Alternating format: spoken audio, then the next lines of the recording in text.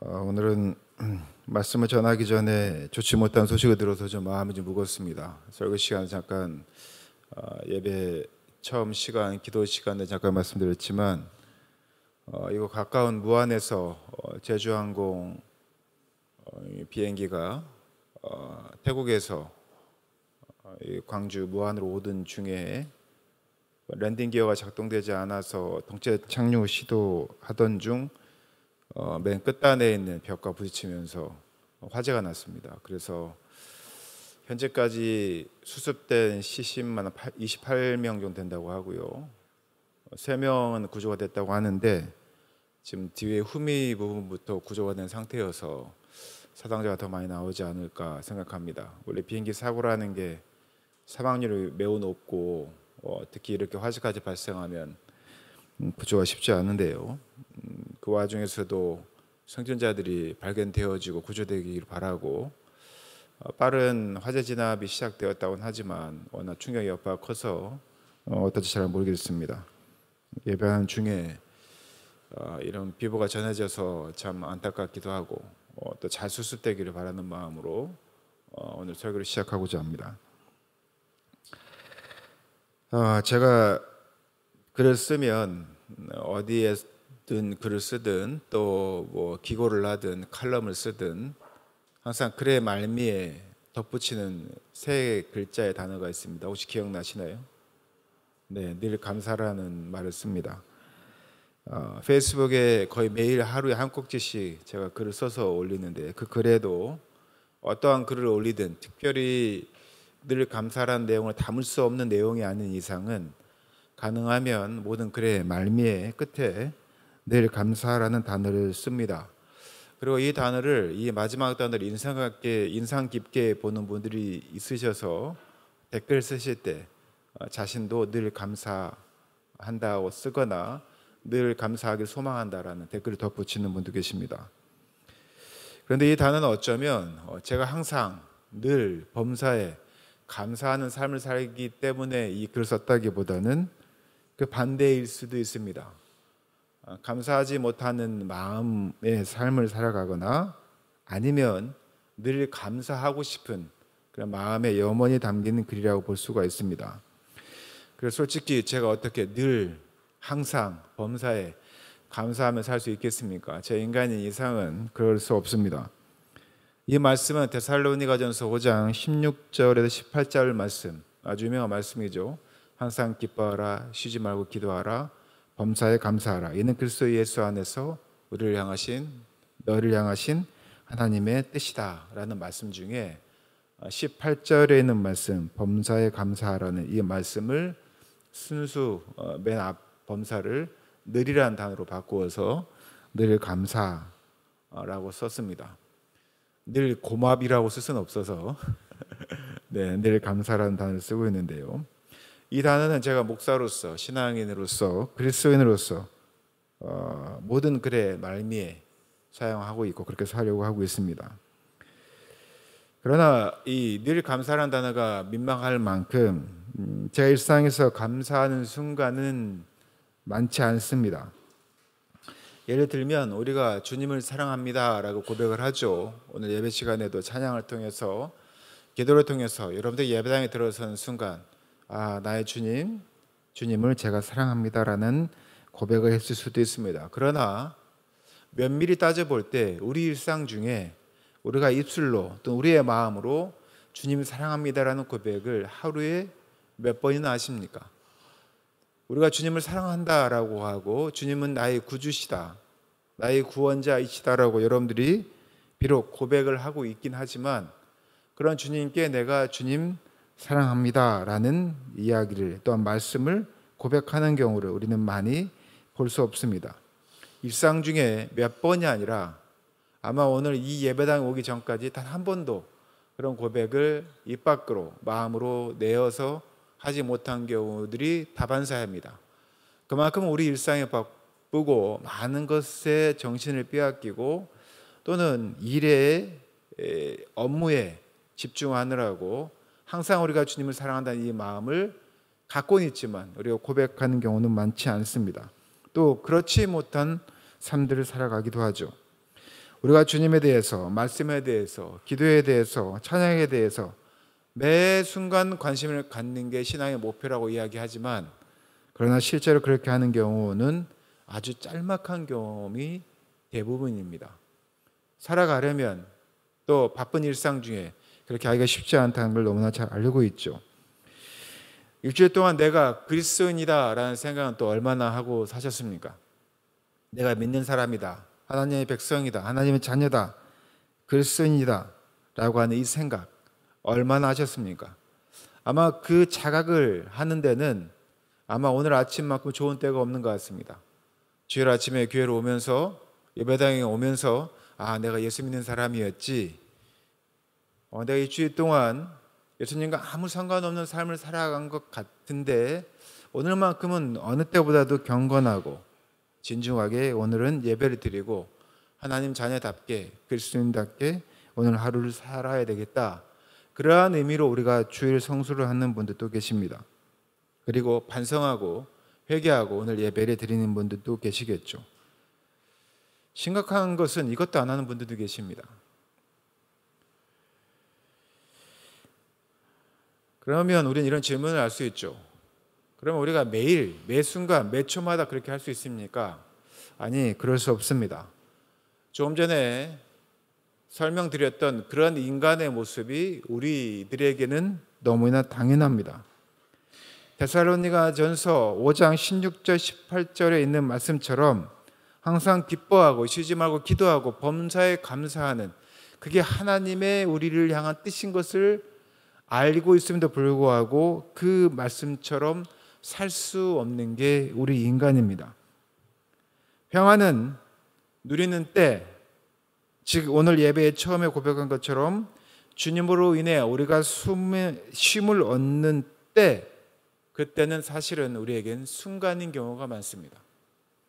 일주일 동안은 복잡단단한 일 때문에, 특히 오늘 아침 같은 경우는 무안공항에서 일어난 이 대참사 때문에 우리의 마음이 무겁고 어찌할 바를 모르지만, 그러나 그럼에도 불구하고 우리가 쉼을 얻는 때가 있는데 사실은 그런 때는 순간인 경우가 많다는 거죠.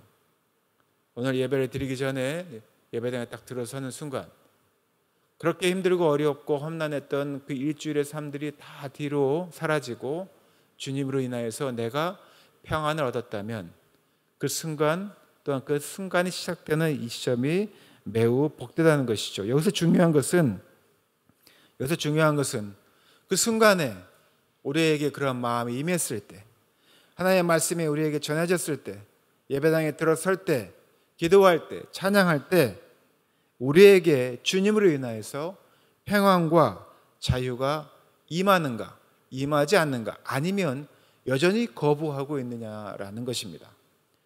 우리는 매 순간 감사하고 기도하고 찬양하고 기뻐할 수 없는 존재이지만, 적어도 예수 그리스도라는 이름을 들을 때, 말씀을 들을 때, 기도할 때, 찬양할 때 어떠한 순간에 내가 예수 그리스도를 믿는 그리스도인임을 자각하고 그로 인하여서 회개하고 평안을 얻고 자유를 얻느냐, 얻지 않느냐, 경험하느냐, 경험하지 않느냐가 그리스도인으로서의 삶의 제사에 매우 중요한 것이고요. 그리고 그 이후에 우리가 예수 그리스도를 믿는 이로서, 그리스도인으로서 현실을 맞이할 수 있는가, 담대하게 다시 그 이전과 같지 않고 예수를 믿는 사람으로서 살아가겠다라고 다시 한번 결심하는 그러한 힘을 얻는가, 또 힘을 주는가 하는 것이 바로 그리스도인들에게 가장 중요한 요소라는 겁니다. 그러면 만약에 그러한 성도라면 적어도 오늘 예배 시간에 예수 그리스도의 사랑으로 인하여서 따뜻함을 경험하게 될 것입니다. 사도행전이 그렇습니다. 우리가 사도행전 1장부터 28장을 보면 바울의 전도행 일정이 쭉 보이고요, 또한 사도들의 복음의 열정들이 쭉 보입니다. 그러면 우리는 그분들의 어떤 복음의 여정을 보면서 사도행전, 사도들의 복음을 전하는 그 일대기를 쭉 보면서 왜 나는 그렇게 살지 못하는가라고 하는 자괴감을 가질 수 있습니다. 1년 동안 쭉 읽은 말씀을 보면 모든 것들이 은혜요, 모든 것들이 담대함이요, 모든 것들이 우리 구주 예수 그리스도 안에서 그들이 모든 사람들이 일관된 것처럼 보입니다. 그러나 나는 왜 그렇게 살지 못했나 스스로 자책하기도 하죠. 그러나 말씀드린 것처럼 우리가 예배 시간만이라도 또 일상 중에 어떤 특별한 상황에 그리스도인으로서의 삶의 책임을 느낀 순간이 있었고 또 예수님의 제자로서의 삶을 살아가려고 했다면, 더 나아가서 우리 귀한 성도들께서 복음을 전하려고 했다면 저는 그것만으로도 주님께서는 예뻐하실 거라고 생각합니다. 우리의 묵상이 현실이 되도록 하는 것, 그것이 우리가 평생도록 신앙인으로서 살아가야 할 모습입니다. 다시 우리가 새벽에 묵상을 보내드리고 있지만 몇 분이나 들으시는지 모르겠습니다. 하루에 한 번이라도 우리가 말씀을 접하게 되면 이 묵상이라고 하는 것은 우리를 고민하게 만들죠. 작심하게도 합니다만 또 우리를 피곤하게 하기도 합니다. 그러나 이러한 여정은 사도행전 28장까지 모든 여정을 볼 때 바울도 예수님의 제자들도 그런 힘든 시간을 지나왔습니다. 사도행전 28장 전체의 내용에서는 시간별로, 사건별로 간략하게 기록하고 있지만 또한 그 인생을 자세하게 표현하지 않았을 뿐이지 주님을 믿는다는 이유 하나로, 또한 복음을 전한다는 이유 하나로 그들은 힘겨운 시간을 보냈고요. 또한 그것을 이겨낸 비밀들이 있었습니다. 그러나 힘들고 어려운 그 와중에도 오직 하나, 최종적으로 예수 그리스도의 사랑으로 모든 것을 극복하고 이겨냈음을 우리가 사도행전을 통해서 살펴볼 수 있습니다. 오늘 본문을 봐도 그렇죠. 27장에 보면 광풍이 하나 드러나는데요. 유라굴로라고 하는 광풍입니다. 그 광풍을 지나서, 그 태풍을 지나서 멜리데, 지금의 몰타 섬인데요. 몰타 섬에 이르게 됩니다. 광풍은 배에 타 있는 이 승객들 또 선원들, 백부장 또 군인들에게는 절망입니다. 또한 이 자연이 우리를 적대적으로 대한 것입니다. 그러나 그들이 도착한 멜리데 섬, 즉 이 몰타 섬은 그들에게 희망이요 환대였을 것입니다. 그러나 목숨을 부지하게 된 멜리데 섬에서 그들은 이 추위 때문에 아주 오들오들 떨고 있는 상황이 됐습니다. 아무것도 없고 모든 것이 파손된 그 상황에서 멜리데 섬에서 생명을 유지했지만 그 혹독한 추위에서는 그들은 또 절망을 느꼈을 것입니다. 그런데 섬 사람들이 그들을 발견하고 불을 피워서 추위를 모면하게 합니다.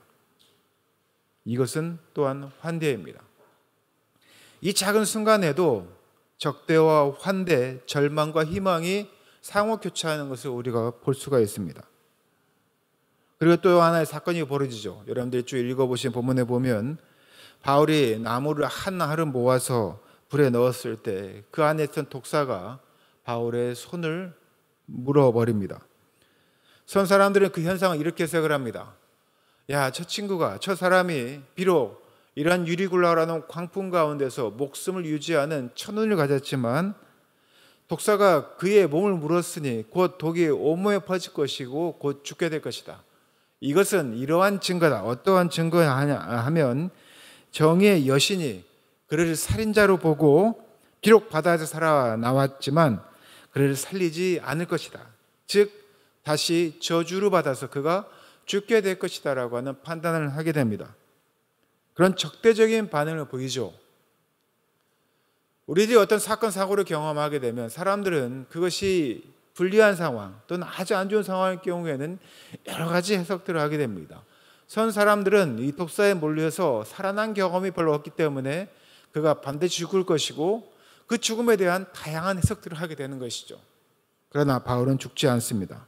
아무런 증상이 발견되지 않습니다. 그러자 그들은 그 반대로 이제 바울을 환대합니다. 어떻게 환대합니까? 그를 신으로 숭상하였다. 독사에 몰리지도 않고도 죽는 사람, 그 정도면 그런 사람은 사람이 아니라 뭐다? 신이라고 숭상 또는 추앙하고 있는 것이죠. 이 세상은 우리를 언제든지 적대하고 언제든지 확대하고 어떤 때는 절망의 순간에서 어떤 희망의 순간으로 끊임없이 바뀌는 이 역전들이 우리에게는 발생하고 있다는 것이죠. 그것이 우리뿐만 아니라 이미 사도행전에 기록되어져 있는 사도들과 바울의 역사들입니다. 또 이어서 보면 추장이 바울의 무리를 환대를 합니다. 그들이 들어온 것을 보고 그들을 잘 접대하고 환대를 합니다. 특별히 오늘은 치유의 역사가 나온 장면이 나오는데요. 추장의 아버지가 역병과 또 이질에 걸려 있을 때 그를 낫게 하고, 또한 그 사건을 보게 된 섬 사람들이 와서 병을 치료를 받게 되는 장면이 나옵니다. 그렇게 석 달 동안 선 사람들과 함께 기거하며 바울은 극진하게 대접을 받고 또한 그들을 보내주는 장면이 등장하게 됩니다. 그 이후에 우여곡절 끝에 바울이 가고자 했던 로마에 다다르게 되죠. 그리고 그를 기다리던 로마의 성도들의 환대를 받게 되고, 바울은 로마에서 자기가 어떤 상황에 처해질지 모르는 그런 답답한 가운데 로마의 성도들의 환대를 받고 담대한 마음으로 또다시 복음의 여정을 가게 됩니다. 23절에 보면 이렇게 나옵니다. 아침부터 저녁까지 그들에게 하나님 나라를 엄숙히 전하고 모세의 율법과 예언자의 말을 가지고 예수님에 관하여 그들을 설득하면서 그의 속내를 터놓았다라고 이야기합니다. 그의 속내를 터놓았다. 복음을 전하며 그의 속내를 터놓았다고 이야기합니다. 그가 유리굴로 광풍을 만나고 멜데섬에서 또 사람들에게 복음을 전하고 만나는 그 선교의 많은 여정 가운데 그가 가고자 했던 정말 종착지였던 로마에 다다르고 환대를 받았을 때 그가 얼마나 힘들고 어려운 과정을 거쳐가며 이 마음이 얼마나 허심탄회하게 바뀌는지를 잘 보여주고 있습니다. 절망과 희망, 환대와 적대, 이 사를 끊임없이 오고 갔던 바울이 이제 담대함을 얻어서 그들에게 예수에 관하여 그들에게 전하며 또한 자신이 지금까지 왔었던 그런 속내들을 터놓는 장면을 봅니다. 그는 정말 진솔하게 복음을 전하고 있었던 것입니다. 그러나 24절에 보면 이렇게 되어 있죠. 더러는 그의 말을 받아들였으나 더러는 믿지 않았다. 우리가 그리스도인으로 살아가려고 할 때 우리는 끊임없이 이 적대와 환대의 상황에서 또는 우리의 감정이 절망과 희망 가운데서 오고 갈 것입니다. 그때마다 바울이 하나님을 선택하고 주님을 선택하고 한 걸음 한 걸음 나아가면 복음을 전하였을 때, 그리고 그 복음의 결과가 24절입니다. 그가 진솔하게 허심탄회하게 글쎄 복음을 전하고 속내를 내놓았음에도 불구하고 그것을 받아들이는 사람들은 더러는 그의 말을 받아들였으나 더러는 믿지 않았다 라고 반응했습니다. 그리고 그에 대한 그런 현상에 대한 바울의 평가는 25절부터 나옵니다. 제가 새 번역 성경을 읽어드리겠습니다. 그들이 이렇게 견해가 서로 엇갈린 채로 흩어질 때, 견해가 엇갈렸다는 것은 더러는 그의 말을 받아들였고 더러는 믿지 않았다는 견해죠. 엇갈린 채로 흩어질 때 바울은 이런 말을 한마디 하였습니다. 성령께서 예언자 이사야를 통하여 여러분의 조상에게 하신 말씀은 너무나 적절합니다. 곧 이런 말씀입니다. 이 백성에게 가서 말하여라. 너희가 듣기는 들어도 깨닫지 못하고 보기는 보아도 알지 못한다. 이 백성의 마음이 무디어지고 귀가 먹고 눈이 감겨 있다. 이는 그들로 하여금 눈으로 보지 못하게 하고 귀로 듣지 못하게 하고 마음으로 깨닫지 못하게 하고 돌아서지 못하게 하여 내가 그들을 고쳐주지 않으려는 것이다. 28절입니다. 그러므로 여러분은 하나님의 이 구원의 소식이 이방 사람들에게 전파되었음을 알아야 합니다. 그들이야말로 그것을 듣고 받아들일 것입니다. 왜 유대인에게서 이방인에게 복음을 전해졌는지, 또한 유대인들조차도 말씀 듣지 못하고 보지 못하는지에 대한 설명을 이사야의 말씀을 통해서 이야기를 하고 있는 것이죠. 로마 신자들에게 바울은 이미 유명 인물이었습니다. 그래서 그를 환대하게 되죠.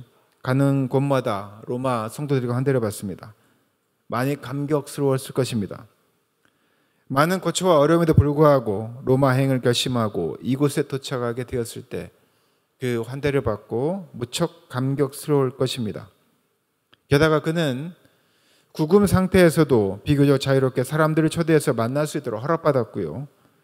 그리고 그 내용은 천부장에 보낸 상소장이나 후송 책임자였던 율리오 백부장의 호의적인 그런 추천 결과였을 것입니다. 그리고 그러한 상황에서 로마에 있는 고위 유대인들을 초청해서 복음을 전하려고 시도했던 것이죠. 그 당시 로마 인구가 몇 명이나 되는지 아십니까? 우리 광주 인구보다 적습니다.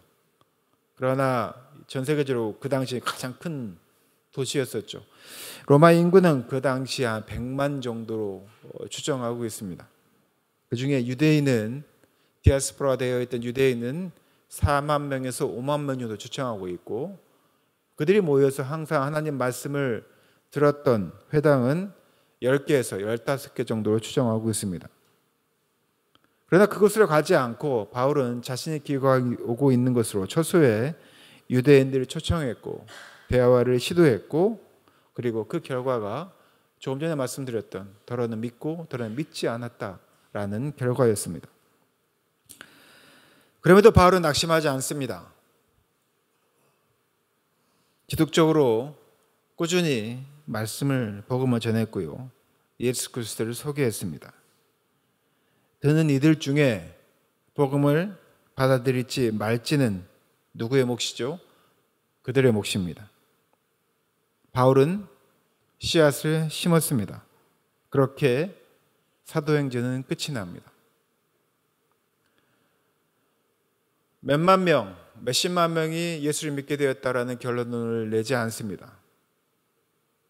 이 사도행전 28장 이렇게 끝이 나지만 이것은 사실은 끝이 아니라 우리가 소위 말하는 열린 결말입니다. 사도행전 28장 이후의 글은 교회사 역사를 통해서 드러나고요. 그리고 바로 이 시간 여기에 계신 성도들을 통해서 계속 29장, 30장이 쓰여지는 것입니다. 소위 말하는 사도행전 29장은 우리 성도들이, 교회가 이어서 써야 하는 그런 말씀입니다. 말씀에 맺겠습니다. 우리가 살아가는 여정에, 그리스도인으로서 살아가는 삶의 여정에 우리는 유리굴라와 같은 그런 광풍을 만나게 됩니다. 표류하기도 하겠죠. 멜리다라는 섬을 만나서 살기도 하고 그곳에서 또한 환대와 적대를 받다가 로마라고 하는 최종 지점에 다다를 수도 있습니다. 그리고 우리 생이 마치는 때까지 복음을 전하며 살아갈 수도 있습니다. 그 여정 중에 사도행전적 삶을 살 수도 있고, 또한 주님의 약속이 우리의 현실이 되는 그런 경험을 할 수도 있습니다. 또는 힘들고 어려운 과정을 거쳐갈 수도 있죠. 적대와 환대, 희망과 절망이 교차되는 삶들을 살아가게 될 것입니다.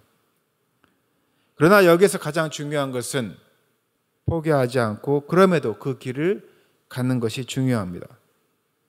사실 그 길은 구원과 함께 뽀송뽀송하고 따뜻하고 평화로운 시간으로 진입하는 것은 아닙니다. 우리가 비록 이 시간에 예배를 드리면서 하나님의 은혜를 풍부하게 경험했다 할지라도 이 문을 나서는 순간 우리를 더 힘들게 하는 사건이 우리를 기다릴 수도 있습니다. 우리 안에 부조화와 불균형과 애매모호함이 있을 것이고, 그 기반으로 우리는 매일매일 신앙이 성장할 것입니다. 저와 같은 성취를 가신 진희경이라고는 목사님이 계십니다. 그분이 이런 글을 썼습니다. 씨앗은, 자 들어보십시오. 씨앗은 기억하고 있다. 어떤 잎과 꽃을 내는지, 내었는지, 내게 될 것인지, 어떤 열매를 내고 어떤 향기를 내는지 땅에 심겨질 때가 곧 기억하는 순간이다. 이렇게 글을 썼습니다. 바울이 했던 것처럼, 우리 그리스도인들이 했던 것처럼 복음을 전하는 일은 씨앗을 심는 것입니다. 그 씨가 땅에 묻히는 순간 어쩌면 우리는 광풍과 흑암에 갇히는 시간일 수 있습니다. 거대한 반역의 정신에 감싸인 세상에서 끊임없이 적대를 하고 절망을 주는 그러한 세상에서 복음으로 살라는 부르심을 받는다는 것, 그리스도인의 삶을 살아가는 것, 이것은 어둡고 습한 땅에 묻히는 그런 씨앗의 운명과 같습니다. 하지만 땅속 습한 기운과 숱한 미생물들이 나를 썩길 때 그 씨앗은 움틀 수 있고 자랄 수 있고 열매를 맺을 수 있는 것입니다. 그리고 그 씨앗이 심겨질 때 우리는 기억하게 되는 것이죠. 씨앗을 심을 때 우리가 무언가를 기대하는 것, 기억하는 것과 같습니다. 이 시간을 통해서 씨앗이 심겨진 씨앗이 싹을 틔울 것이라는 것, 줄기를 뻗을 것이라는 것, 잎을 낼 것이라는 것, 꽃을 피우고 향기를 낼 것이라는 것, 그리고 열매를 맺을 것이라는 그것을 우리는 알고요. 또한 신자는, 그리스도인들은 예수께서 나를 어떤 존재로 만드셨고 또한 어떤 존재로 만들어 갈 것인지, 그리고 씨앗을 심는 우리가 내 안에 어떤 기억을 새겨 넣을지를 우리는 잊지 않습니다. 여기서 예배드리는 우리 성도들은 그 씨앗의 결과가 무엇인지 너무나 잘 알고 또한 경험한 분들이라는 것을 알고 있습니다. 그래서 진희경 목사의 말씀처럼 씨앗은 기억하고 있다는 것입니다. 여러분들이 기억하고 있다면 씨앗을 심으십시오. 누군가에게 심은 그 복음의 씨앗이 그에게 어떤 열매를 맺게 될지 우리는 너무나 잘 알고 있습니다. 어떠한 이들은 그냥 씨앗에 묻혀서 썩어버리고 없어져 버릴 수도 있지만 그 습한 환경에서도 씨앗이 싹을 틔우고 줄기를 뻗고 잎을 내고 향기를 내고 열매를 맺는 일이 분명히 있게 된다는 것을 우리는 기억하고 있습니다. 땅에 묻혀서 그냥 썩어버리는 존재가 아니라 우리가 기억한다면 다음 세대까지 그 열매가 이어지게 될 것입니다. 그것이 바로 우리가 써야 할 사도행전입니다. 사랑하는 제 교성도 여러분, 제일교회 공동체를 통하여서 또한 우리 사랑하는 제일교회 성도들의 신앙을 통하여서 이어지는 사도행전 29장을 쓰시기 바랍니다. 여러분들이 심은 그 씨앗이 여러분들 기억 가운데 미래에 열매를 맺을 거라는 그 기대를 가지고 그 믿음을 가지고 오늘 하루 살아가시는 사랑하는 제일교회 성도 되시기를 예수님의 이름으로 축원하고 부탁드립니다. 함께 기도하겠습니다.